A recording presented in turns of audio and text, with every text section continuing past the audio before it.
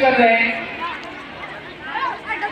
Principal sir, आदरणीय प्रबंधक महोदय, मुख्य अतिथि महोदय, दूर दराज से चलकर आए हुए अभिभावकगण, वरिष्ठ विद्वान शिक्षक, विदुषी शिक्षिकाएं एवं प्यारे बच्चों, आप सभी को 74वें गणतंत्र दिवस एवं बसंत पंचमी की हार्दिक शुभकामनाएं एवं बधाई।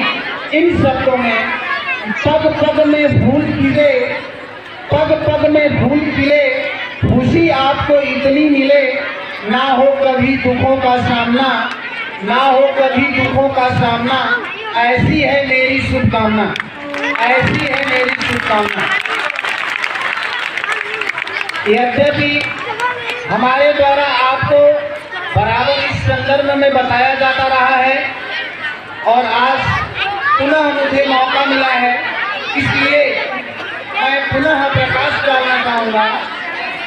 प्यारे बच्चों, एक लंबे संघर्ष, एक लंबे त्याग और बलिदान के पश्चात 15 अगस्त 1947 को भारत स्वतंत्र हुआ और भारत की स्वतंत्रता के पश्चात आपको ज्ञात है कि 1939 से 1945 तक द्वितीय विश्व युद्ध चला था और उस दौरान इंग्लैंड में विंस्टन चर्चिल की सरकार थी और इन्होंने कहा कि यदि हमारी पुनः सरकार बनती है तो हम भारत को पूर्णतः स्वतंत्र कर देंगे, हम भारत को पूर्णतः आज़ाद कर देंगे। और उसी संदर्भ में 15 अगस्त 1947 को इंग्लैंड जो है भारत को पूर्णतः स्वतंत्र करता है, परंतु उसके द्वारा यह भी कहा जाता है कि हम तब तक भारत में रहेंगे जब तक भारत अपना एक संविधान नहीं बना लेता है। हम तब जो है भारत को छोड़कर अपने देश के लिए आएंगे जब भारत का खुद का संविधान होगा। इसी उपलक्ष्य में भारत के लोग एक संविधान सभा का गठन करते हैं। मैं कम समय में ये बताना चाहूँगा कि आखिर गणतंत्र दिवस 26 जनवरी को ही क्यों, 25 जनवरी को क्यों नहीं, 27 जनवरी को क्यों नहीं, 29 जनवरी को क्यों नहीं? तो इसके पीछे बेटा तर्क ये है कि उस समय जब संविधान सभा का गठन किया गया, 389 लोग उसमें चुने गए विभिन्न क्षेत्रों से और 13 समितियां बनाई गई और उन 13 समितियों में सबसे प्रमुख समिति प्रारूप समिति थी और इसी प्रारूप समिति के अध्यक्ष डॉक्टर भीमराव अंबेडकर थे, जिनके संबंध में, जिनके उपलक्ष्य में इतने विद्वान व्यक्ति कि शायद उनकी विद्वता को शब्दों से बयान नहीं किया जा सकता है।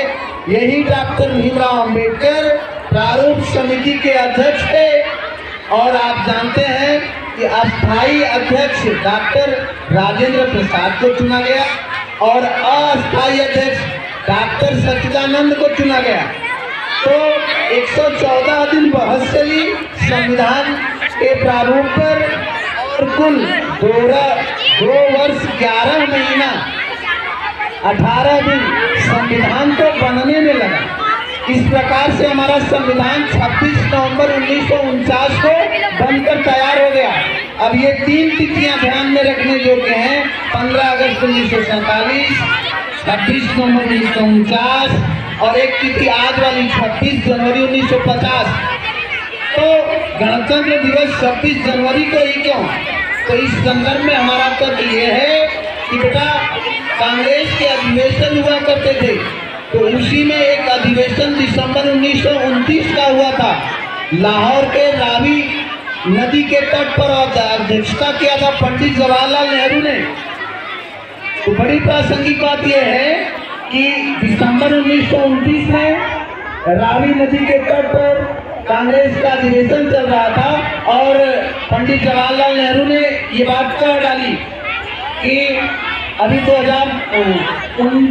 1929 समाप्त होने को है, क्योंकि दिसंबर महीना चल रहा था। उन्होंने कहा कि 1930 जब आएगा, 1930 का प्रथम मंथ जनवरी होगा और 1929 के कांग्रेस अधिवेशन में ही पंडित जवाहरलाल नेहरू ने कह दिया कि अगले वर्ष 1930 के जनवरी मंथ का जो लास्ट रविवार होगा उसी दिन हम लोग पूर्ण स्वाधीनता दिवस मना लेंगे और अंग्रेज चाहे जो करें, लेकिन जनवरी के लास्ट रविवार को हम लोग अपना पूर्ण स्वाधीनता दिवस मना लेंगे। 1930 का अगर कैलेंडर उठाकर देखा जाए तो जनवरी महीना का जो लास्ट रविवार था वो 26 जनवरी को पड़ा। सभी बड़े बच्चे और अभिभावकगण इत्यादि विद्वान अध्यापक जिनकी शिक्षिकाएं हैं, सभी का ध्यान मैं आकृष्ट कराना चाहता हूँ कि 1930 का जब जनवरी मंथ आया तो जनवरी मंथ का लास्ट रविवार 26 जनवरी को पड़ा। तो 26 जनवरी 1930 को पंडित जवाहरलाल नेहरू के नेतृत्व में स्वाधीनता दिवस मना लिया गया। 1930 के बाद से 1931, 32, 33 हर 26 जनवरी को स्वाधीनता दिवस मनाया जाने लगा। यहाँ तक कि 26 नवंबर 1949 वाले वर्ष में भी 26 जनवरी 1949 को स्वाधीनता दिवस मनाया गया था। लेकिन जब 26 नवंबर 1949 को संविधान बनकर तैयार हो गया तो अब एक समस्या सामने आई कि संविधान लागू कब किया जाए। तो हमारे जो वरिष्ठ और पंडित जवाहरलाल नेहरू थे, इन लोगों ने एक डिसाइड किया कि 26 जनवरी 1930 के स्वाधीनता दिवस हम लोग मनाना प्रारंभ किए हैं। 15 अगस्त 1947 को देश आजाद हो गया है और 26 नवंबर 1949 को हमारा संविधान जब बनकर तैयार हो गया है तो हम लोग एक काम करते हैं, 26 नवंबर से 26 दिसंबर का और 26 दिसंबर से 26 जनवरी 2 महीना। तो हमारे लोगों ने निर्णय लिया कि 26 नवंबर 1949 को भले संविधान तैयार हो गया है, लेकिन हम 2 महीने बाद संविधान को लागू करते हैं। इसलिए 26 जनवरी 1950 को संविधान लागू किया गया। तब से स्वाधीनता दिवस मनाए जाने का एक प्रचलन 26 जनवरी 1950 से संविधान को लागू करने के साथ ही गणतंत्र दिवस के साथ ऐड हो जाता है। इसलिए हर साल हम 26 जनवरी को गणतंत्र दिवस मनाते हैं। यानी हमारे देश का जो राष्ट्राध्यक्ष होगा, राष्ट्रपति होगा, वो इलेक्टेड किया जाएगा। वो वंशानुगत नहीं होगा, परंपराओं के अनुसार नहीं चल पाएगा। इसीलिए आप जानते हैं कि हर 5वें वर्ष हमारे देश के जो राष्ट्राध्यक्ष होते हैं, राष्ट्रपति होते हैं, उनका चुनाव होता है, वो चुने जाते हैं। यानी संविधान को हमको संविधान के अधीन कर दिया गया, अर्थात 26 जनवरी 1950 को हमको संविधान के अधीन कर दिया गया। यानी हमको संविधान के नियमों से बांध दिया गया और तमाम जानकारियां मैं आपको देते रहा हूँ कि जब संविधान लागू हुआ उस समय 22 भाग, 395 अनुच्छेद और 8 अनुसूचियां थी, लेकिन वर्तमान में कुल मिलाकर 25 भाग, 466 अनुच्छेद और 12 अनुसूचियां हो गई हैं। तो इसी संदर्भ में हम प्रत्येक वर्ष 26 जनवरी को गणतंत्र दिवस मनाते हैं। कार्यक्रम लंबा है, बातें भी हमारी लंबी हैं, परंतु समयाभाव को देखते हुए मैं अपनी वाणी को यही समाप्त करते हुए कहना चाहूँगा, शहीदों की चिताओं पर लगेंगे हर बरस में, शहीदों की चिताओं पर लगेंगे हर बरस मेले, वतन पर मरने वालों का यही बाकी निशा होगा, यही बाकी निशा होगा।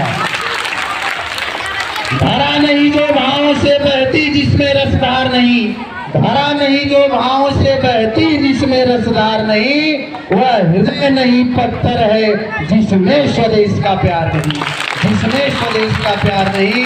इन्हीं शब्दों के साथ मैं अपनी वाणी को यही विराम देता हूँ। जय हिंद, जय भारत।